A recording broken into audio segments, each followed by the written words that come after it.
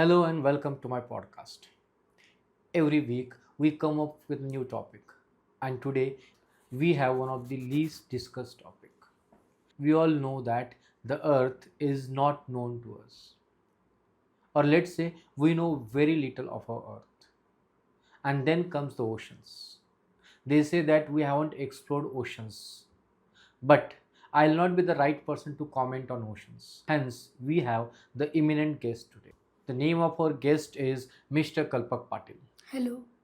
Let me introduce Mr. Kalpak Patil. Mr. Kalpak Patil is an oceanographer. He has studied many oceans and he has his own theories.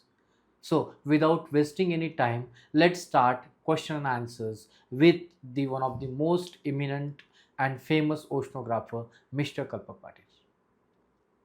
So, before we begin, what sparked your interest in oceans? We know little of our, as you said, we know very little of our earth, and so that is the reason I wanted to learn more oceans than astronomy. Okay, so you realize that we know very little of oceans, and hence you thought that maybe that could be one of the Yes. areas where you can. That's a wonderful insight. Okay, um, at what depth, if at all, one of the things that surprises me and not me, all of us is the depth of the sea. At what depth the deep sea begin? So deep sea begins from 200 meters, which is known as 556 no, which is known as 656 feet. Uh, from there, the sunlight starts disappearing, and that is the known as the starting point of deep sea. Okay, that's great. And I mean, they say that deep sea is completely dark. Uh, is it really dark there? Because we have seen the videos, but we haven't been there. And since you have been there, you tell us: is it really dark there, and why is it so dark? Yes, it is dark there because, as I told you, from 200 meters, sunlight starts disappearing. Okay, So till 1000 meters, the sunlight has no strength to pass it. So under 1000 meter, we can't see anything. and one of the terms that lately has been, is being discussed, that is bioluminescence. If Yes. I'm pronouncing it correctly, what is bioluminescence? So bioluminescence means it is a process of making the own light of that animal using chemical processes in this in means chemical process happens in that animal's body, and they produce their own light to Okay, attract prey and to confuse predators. okay. So Yes. bioluminescence is bio. That is basic. That is come from the animals, and luminescence is basically Basically light, light. right? So the light that comes from the or that generates from the Animals. bodies of animals. That's why it is termed as bioluminescence. Yeah, I Yes. got it now. Thank you, sir. Thank you for the insight. Um, I mean, just since you said that the bodies or let's say animals under sea, they create or they generate their Their own own light. light. So is there any animal or let's say fish or let's say marine animal which produces light and it basically attracts uses its light to attract other fishes or other marine life and then To confuse eats them predators. up? Yes, there is a fish named anglerfish. Angular fish. Ah, Yes, yes, yes. Ah. and it has a tip on his head which helps him to attract prey so he can eat the prey. Okay, so there is an antenna like Yes, thing which glows, right? yes, on his And head. then that attracts animals, and then finally, it He, turns out to be that he is a predator. He yes, basically uses that light to attract those animals, and yes, then, oh, that's to eat. wonderful. Uh, this is something that I did not know. What is bloop? Yes, in 1997, bloop was means a noise was heard by 3,000 to 5,000 kilometers. Um, People and scientists used to say that it was a noise of a giant sea monster which is in deep sea, but afterwards it we got to know that it was a breaking of an iceberg inside the ocean.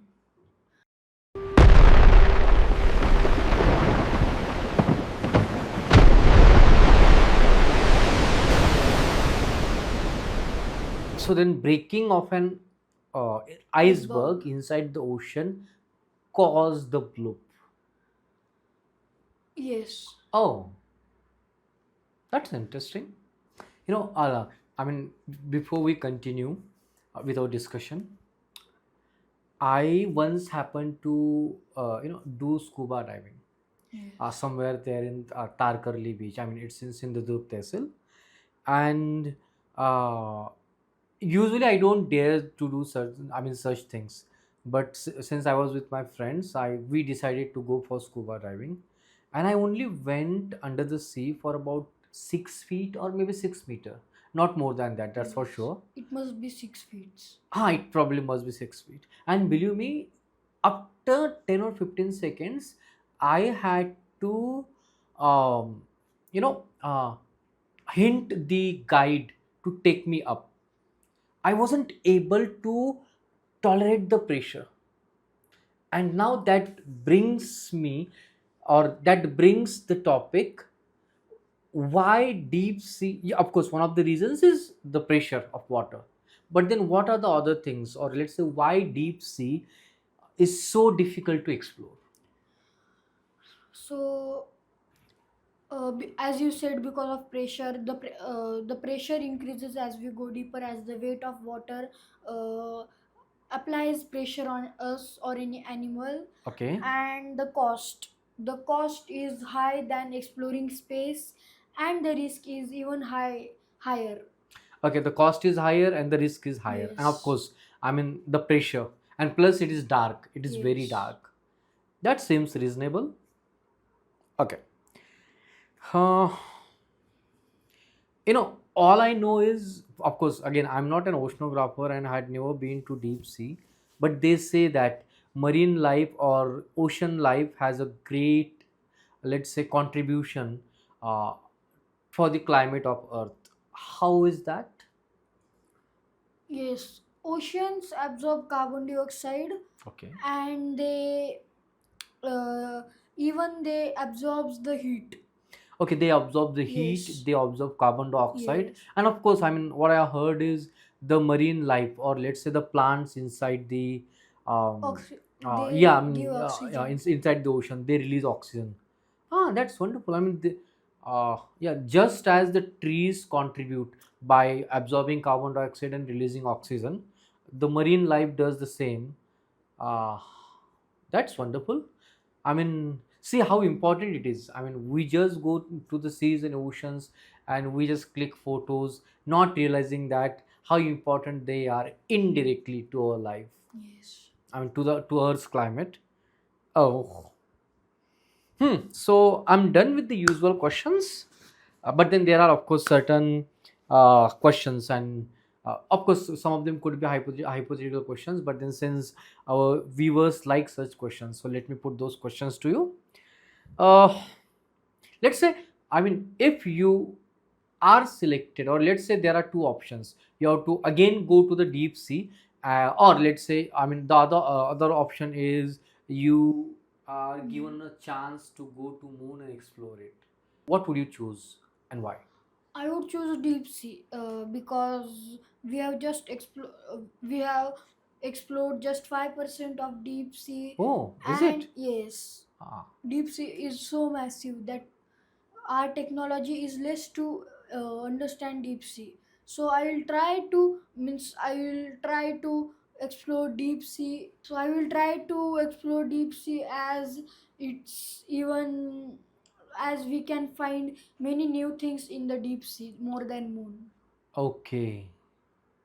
Yeah, I mean, I completely agree because uh, we couldn't go to certain level, and they say that, uh, I mean, how do I put it? there could be altogether a very different, unexplored, and unknown life there Species. in the deep sea. And there are, be it any culture, be it Chinese culture, or let's say be it Indian culture, I mean, let's say Indian mythologies, they say that there are, um, I mean, giant creatures under beneath the sea or beneath the ocean. Do you think that uh, is there a possibility that such giant creature or creatures can actually exist somewhere there in the deep sea? So I know the answer, but I'll explain you that topic. Then will you try to answer? Yeah, I'll do that. Sure, Okay. sure. So as we go deeper, the oxygen level decreases, Hmm. so that the marine life in deep sea has big gills, and because of big gills, they need Big. big bodies. Okay. So if they have big bodies, so in deep sea, as they need higher oxygen, and the level of oxygen is less in deep sea, so what do you think? Will it be possible? I mean, it will be possible only if the creature, the giant creature, does not need oxygen. Because if it needs oxygen, it will not stay in the place, or it will not evolve or grow in the place where there is no oxygen. So if there is a giant in deep sea, and let's say there is no oxygen there in the deep sea, then probably the giant has to uh, inhale, uh, let's say, uh, maybe carbon dioxide or some other gas, not of course oxygen. Only in that condition the giant can exist there in the deep sea, otherwise no. But then this is the opinion by a person who has never been to deep sea, who has never explored oceans. That's what my take is. I think it is possible because, as you said, but there is no animal uh,